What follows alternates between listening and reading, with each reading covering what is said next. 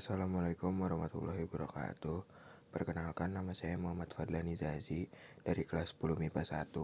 Di sini saya akan membuat video tentang tanggapan saya terhadap bangsa Indonesia di bidang kebudayaan dan ekonomi. Yang pertama, di bidang kebudayaan. Penyebaran arus globalisasi menjadi suatu hal yang tak terelakkan dewasa ini. Perkembangan globalisasi memiliki dampak positif dan juga negatif terkait dengan hal tersebut. Kebudayaan harus menjadi fondasi dari setiap kebijakan pembangunan yang dilakukan di Indonesia. Kebudayaan memiliki peran strategis bagi sebuah bangsa. Hal tersebut disampaikan oleh Deputi Bidang Koordinasi Kebudayaan Kementerian Koordinator Bidang Kebudayaan Kemenko PMK 1 PMK Inyoman Suhida membuka lokakarya peningkatan peran pelaku seni dalam kemajuan kebudayaan di Jakarta pada media Oktober lalu. Suhida menegaskan penyebaran arus menjadi suatu hal yang tak terelakkan dewasa ini. Perkembangan globalisasi memiliki dampak positif dan juga negatif. Arus budaya asing yang masuk dan menyebar turut mengkikis nasionalisme terhadap budaya sendiri, katanya. Terkait hal tersebut, kebudayaan harus menjadi fondasi dari setiap kebijakan pembangunan yang dilakukan di Indonesia. Kebudayaan memiliki peran strategis bagi sebuah bangsa.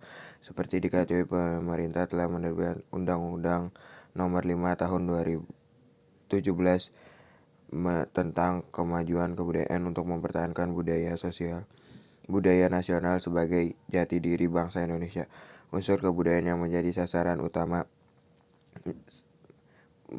pemajuan kebudayaan disebut sebagai objek pemajuan kebudayaan. Undang-Undang Nomor 5 2017 tentang pemajuan kebudayaan Pasal 5 menyebutkan 10 objek pemajuan kebudayaan (OPK), di mana salah satunya adalah seni. Upaya pelindungan, pemanfaatan, pengembangan, dan pembinaan terkait objek pemajuan kebudayaan, termasuk seni, merupakan tugas dan tanggung jawab bersama baik pemerintah maupun non-pemerintah.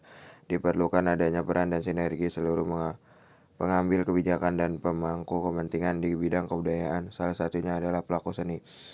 Katanya lagi, pada tahun lalu, tepatnya dalam Rakornas Pemajuan Kebudayaan Nasional yang berlangsung akhir Juli di hadapan para kepala daerah yang hadir, semua yang memandang di Indonesia sebagai negara multietnik dengan keragaman kebudayaannya.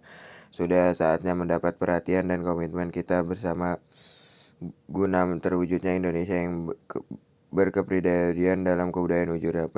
Penegasan kembali disampaikan pada penghujung 2018 khususnya terkait potensi Indonesia. Suhida meyakini potensi negeri ini tidak diragukan lagi karena kekayaan kebudayaan dan negeri ini pula pantas dinobatkan sebagai laboratorium antropologi terbesar di dunia. Dengan status sebagai negara kepulauan terluas di dunia, dihuni lebih dari 300 suku bangsa dan sekitar 64 ribuan lebih peninggalan purbakala di Indonesia.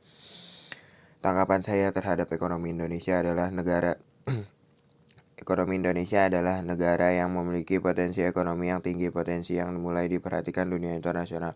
Indonesia, ekonomi terbesar di Asia Tenggara, memiliki sejumlah karakteristik yang menempatkan negara ini dalam posisi yang bagus untuk mengalami perkembangan ekonomi yang pesat. Selain itu, dalam beberapa tahun terakhir ada dukungan kuat dari pemerintah pusat untuk mengangkat ketergantungan Indonesia pada ekspor komoditas mentah sekaligus meningkatkan peran industri manufaktur dalam perekonomian. Perkembangan infrastruktur juga merupakan tujuan utama pemerintah dan yang perlu menyebabkan efek multiplier dalam perekonomian.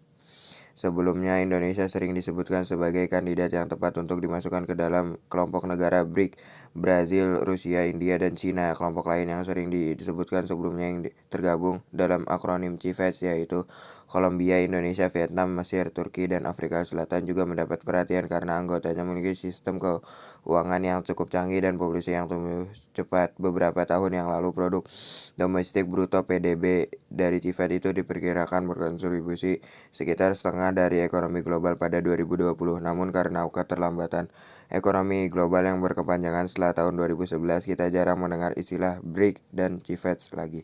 Sekian dari saya. Wassalamualaikum warahmatullahi wabarakatuh.